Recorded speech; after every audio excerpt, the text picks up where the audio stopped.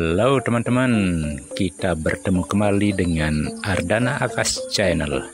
Nah, mudah-mudahan pertemuan kita kali ini saya jumpai teman-teman semua dalam keadaan sehat walafiat, tidak kekurangan sesuatu apapun, dan segala urusan dilancarkan. Permasalahan-permasalahan yang dihadapi segera ketemu solusinya, teman-teman. Nah, pada video-video sebelumnya terkait dengan kedelai, kita sudah membahas tentang bahwa kedelai itu sebagai produsen. Kemudian video yang kedua, kedelai ternyata dapat menetralisir ya pH tanah, khususnya di sawah. Kedelai termasuk juga palawija yang lainnya. Nah, sekarang yang menjadi permasalahan berikutnya adalah kenapa sih tanaman atau tanah di sawah itu menjadi asam? Itulah yang sekarang kita diskusikan bersama ya, teman-teman. Nah, mudah-mudahan teman-teman semua berkenan ya untuk mengikuti video berikut ini. Nah, kalaupun tidak berkenan, nah silahkan diabaikan saja ya. Ayo kita simak bersama-sama.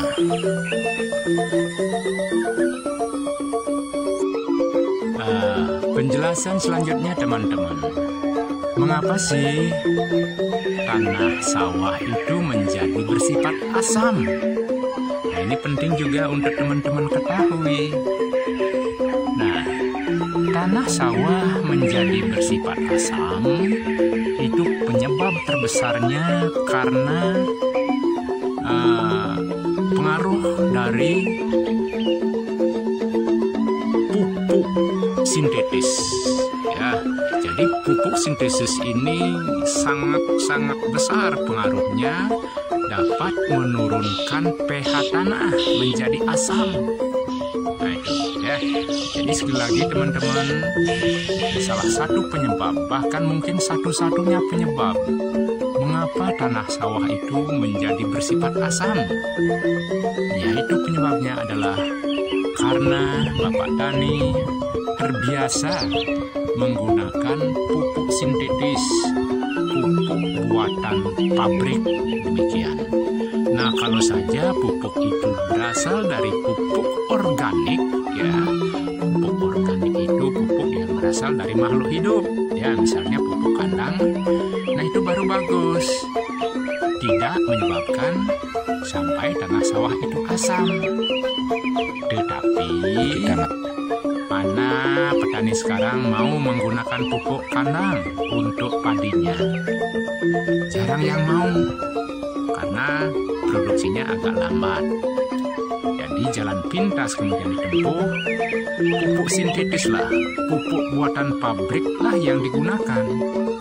Memang hasilnya dapat dilihat lebih cepat, tetapi dampaknya secara ekosistem itu dapat mengubah pH tanah menjadi rendah atau disebut dengan tanah menjadi asam.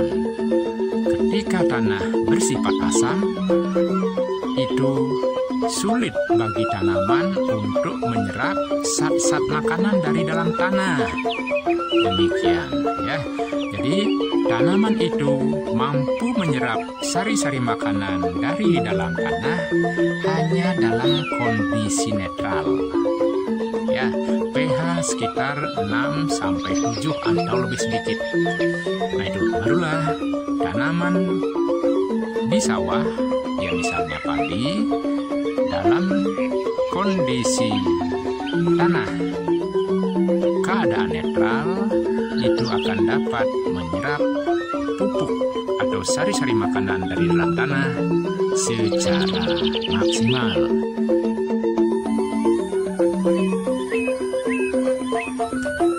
Oleh karena itu ya, jadi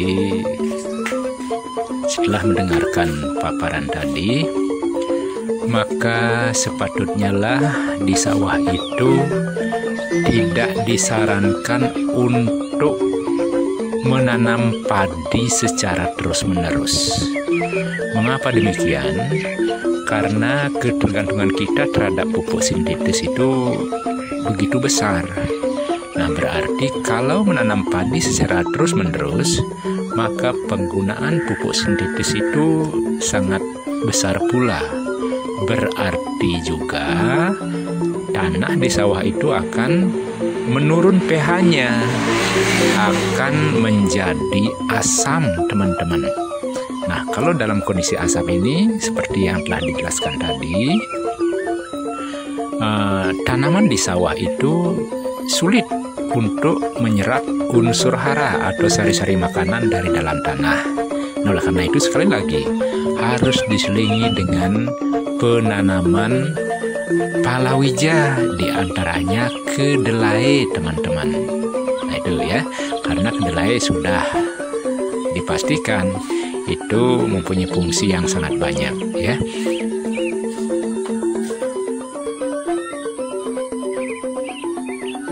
Demikian teman-teman pertemuan kita kali ini. Mudah-mudahan kita ketemu kembali dalam video-video berikutnya. Sampai jumpa.